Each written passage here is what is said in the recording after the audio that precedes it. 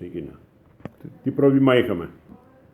Είχα ροχαλιτό πολύ, είχα άπνοιες,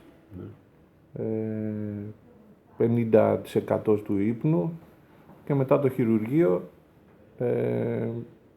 αναπνέω πολύ καλύτερα, ειδικά από το στόμα, δεν ροχαλίζω στον ύπνο μου και το βασικότερο δεν ακούνε ότι έχω άπνοιες και εγώ δεν αισθάνομαι ότι ξυπνάω από άπνοιες. Και την ημέρα πώς αισθάνεσαι, επεξία, καλύτερη? Ναι, πολύ καλύτερη. Ενώ Ξυπνάω πιο ξεκούραστος, πιο τέτοιο, πιο άνετα.